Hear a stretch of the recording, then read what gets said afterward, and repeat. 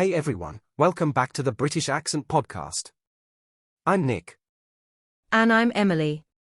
Today we're going to talk about something we don't hear enough in the world of language learning, and that is, it's okay to pause. It's okay to take a break. Yep. You don't always have to be grinding, studying 10 hours a day, watching videos at double speed, memorizing vocabulary till your brain melts. Haha, exactly. And let's be honest, sometimes you just feel tired. Mentally, emotionally. Not because you're lazy, but because you've been trying hard for a long time. We live in a culture that celebrates hustle, especially with learning English. Practice every day. Don't stop. No pain, no gain. But what about rest? What about those days where your mind just says, I need a moment? Yeah. And here's the truth, rest isn't the opposite of progress. Rest is part of progress. It gives your brain space to absorb, reflect, recover. Think about how muscles grow. You don't build strength while lifting, you build it while resting.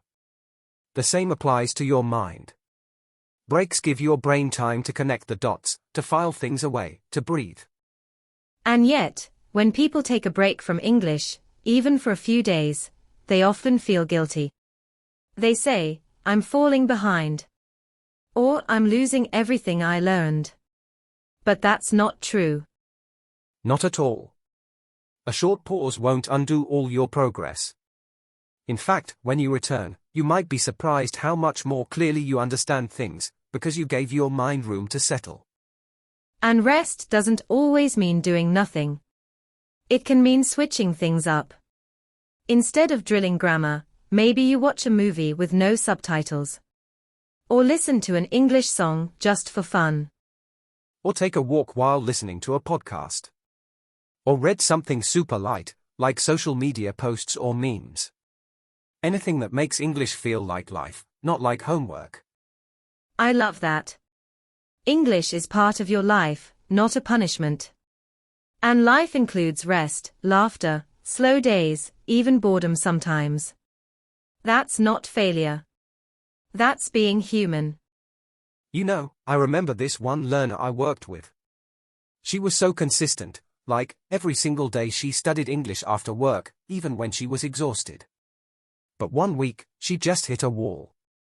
Nothing was sticking. She started doubting herself, saying things like, maybe I'm just not smart enough for this. Oh no, that inner critic again. I've heard that from so many students. And it's heartbreaking, because it's not a lack of ability, it's a lack of space to breathe. Sometimes, what you really need isn't more practice, it's a pause. Exactly. So I told her, take a weekend off. Don't open your textbook. Don't force anything. And guess what? When she came back on Monday, she actually remembered more of the vocabulary she'd been struggling with. Her energy was back. Her confidence was back. That's such a great example. Because rest doesn't just restore your mind, it restores your belief in yourself. And when you believe in yourself again, learning becomes lighter. Totally. It's like when you've been staring at a screen for hours and everything starts to blur, but after stepping away, even for 5 minutes, suddenly things look clearer again. Right? That mental clarity only comes when you give your brain a break from all the input. You need time for everything to settle, like letting muddy water become clear again. Yeah. And for anyone listening who feels like taking a break is falling behind, I want to say this, you are not behind. You're on your timeline. You're allowed to go at your pace. And honestly, some of the most powerful moments of growth don't happen during the lesson, they happen in between. In the quiet. In the rest. You don't need to earn rest.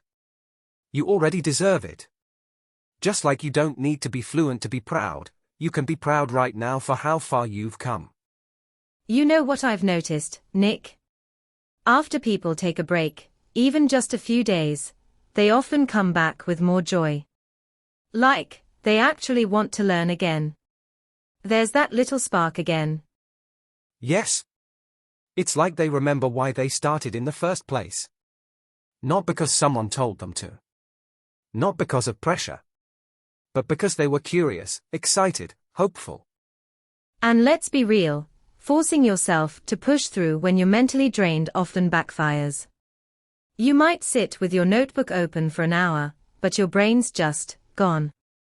Oh yeah, I've had those days myself.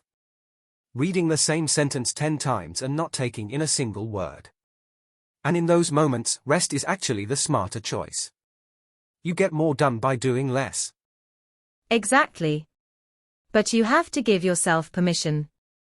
And that's hard. A lot of learners feel like they have something to prove, to a teacher, to their family, even to themselves. That's so true. But the thing is, you don't have to prove anything to anyone. You're learning because you care about your growth. And growth includes listening to your needs, even the quiet ones like, I need a nap, or I need to just do nothing today. Yes. And honestly, building a sustainable relationship with English, or any language, means learning to rest without guilt. That's part of emotional fluency too.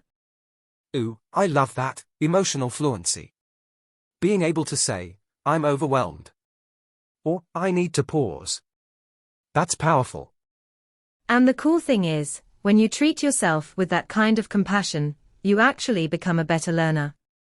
You're calmer, more focused, more open. You stop seeing mistakes as signs of failure, and start seeing them as part of the process.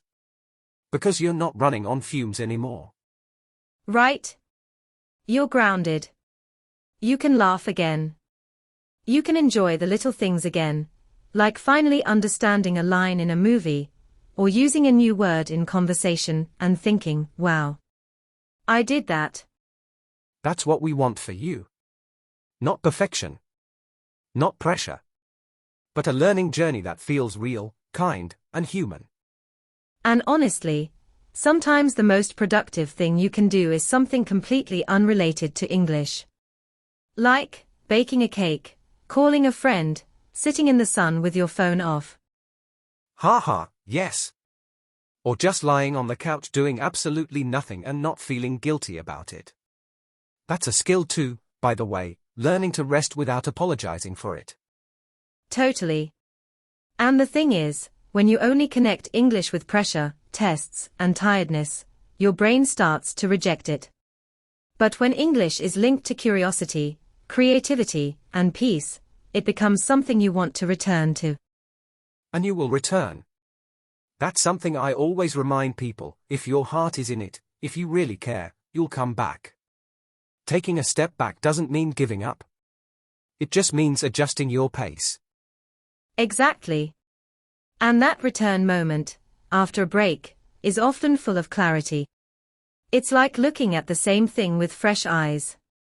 You read a sentence and go, wait, I understand that now. Or you hear a word and think, that sounds familiar. Because your brain's been working behind the scenes all along.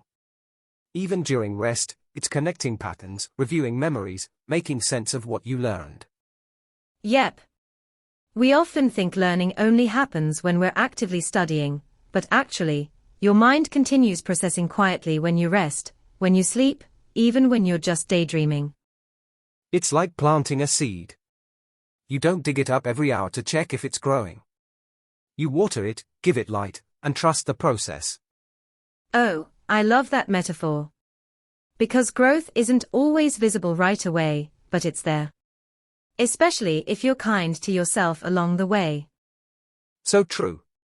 And if someone listening is in that moment right now, feeling like they need to stop, or slow down, I just want them to know, that's okay. That's not weakness. That's wisdom. And choosing rest when you need it, that's strength. That's self-awareness. That's part of becoming not just a better English speaker, but a more balanced, resilient human being. So if you've been feeling tired, overwhelmed, or just not yourself lately, maybe what you need isn't to push harder. Maybe what you need is permission to pause, to breathe, to rest. And to trust that rest is part of the learning. It's not a delay. It's not a detour. It's part of the journey. The quiet parts matter too. Exactly. Because when you come back, and you will come back, you'll bring more patience, more clarity, and more love for the process. And honestly, that's what will carry you further than any perfect grammar score ever could. So be kind to yourself today. Take a break if you need it. And remember, progress isn't just about moving forward. It's about knowing when to stop, when to breathe, and when to begin again. Thanks for spending this time with us on the British Accent Podcast. Wherever you are in your English journey, we're proud of you. Always. See you next time. And until then, rest well, learn gently, and keep going at your own pace.